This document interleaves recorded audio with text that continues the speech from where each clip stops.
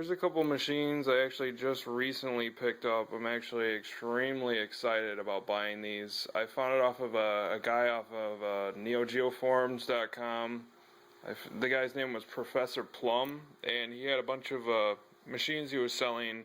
Not locally though, California. And these type of machines you really don't find here in the Midwest. But yeah, I got two Aero Cities for a great deal. He was selling a bunch of other candy cabinets, and I've been wanting a candy cabinet forever now. After watching Luke Morse and all his candy cab pictures and actually playing out on them at GameWorks, I just had to pick up one or two actually. Sooner or later. I just love them. They're just awesome. You know, small, compact. Throw whatever game you want in them, and you're good. I mean, they just look so much damn cooler than, you know, the American wood cabinets. I mean, not to say the American wood cabinets aren't cool, but I just like the style of these. I think they're made a lot, you know, more sturdy and last the years.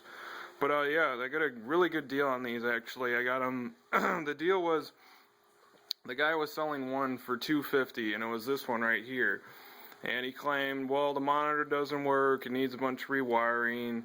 You know, it's not in horrible shape, but it's a fixer-upper. And, you know, I noticed that, and I was like, oh, well, that's pretty cool, $250 for a candy cabinet. I've just been dying to get one. That's a really good price, honestly.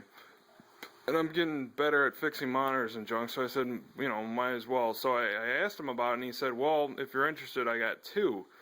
I have a working one, this one right here, and that he'll sell to me the two of them for $500. And I was like, oh well, that's kind of stretching my budget, but how much would you sell just this one for? And he's like, oh, $450. I'm like, well then screw it, I'm just gonna buy both of them. So I ended up buying both of them, and shipping out here was about $400, which is actually not that bad.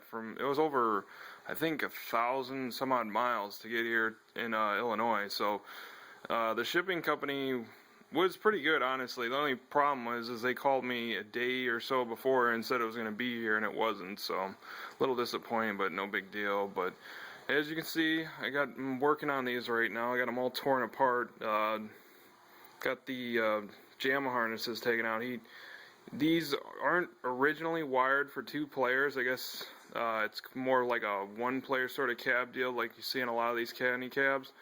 And the guy bought control panels, or whoever bought them, whoever the previous owner is, and they converted them over. And as you can see, this one is a freaking wiring mess, and that's gonna have to be cleaned up. But this one actually works. Like, all the buttons work.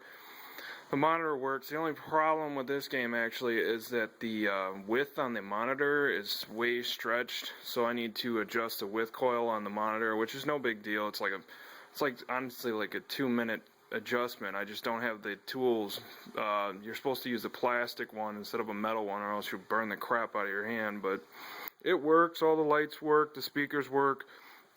This one's great. I mean, honestly, I would have felt bad spending $450 just for this one, but getting this one as the additional definitely upped it. And this one claimed that the monitor didn't work, and that obviously it doesn't have any joysticks, and the wiring for this actually isn't bad. It just has to be wired off of these. So this one will actually turn out a lot cleaner than that so far. I mean, obviously I can get connectors for that and rewire that, but yeah, this one's just gonna need to be wired a little bit.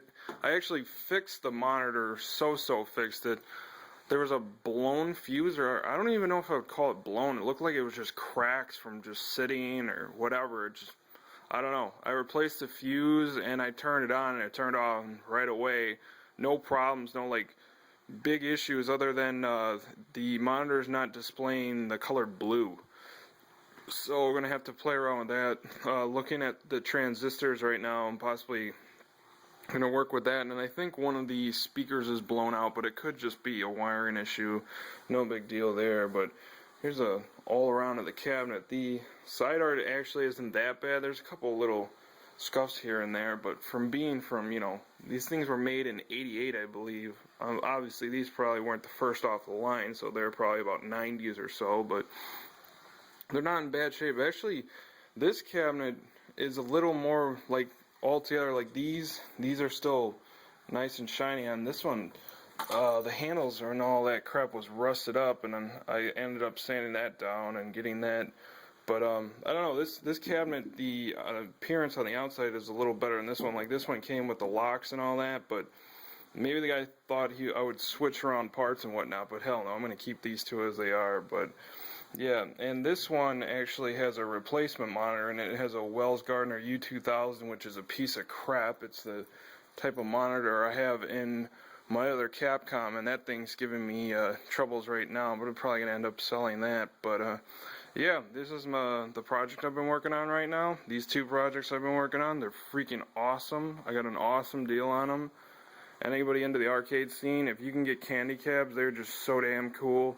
I mean, in my personal opinion, I just like them more than the American fighting cabs. I mean, obviously you can't get better than like Pac-Man and all that as far as like original North American, but I just honestly really wanted to own one of these for a while now, and find them in Illinois. People want thousands of dollars, even for ones like crapped up, you know, like, oh, I gutted the cab and I made it into a MAME, or I put an Xbox in there, whatever. People want like a grand. It's like, are you freaking high? So, I mean, I paid, you know, around $900 for the both of these, but if you average that out, it's really not that bad. And I mean, they're both working fairly well, so just needs a little tinkering here and there, and they'll be working great. So, hey, here's my two Aero Cities, and I'll probably put another video when I'm all done in, but that'll be quite a while. But yeah, thanks for watching.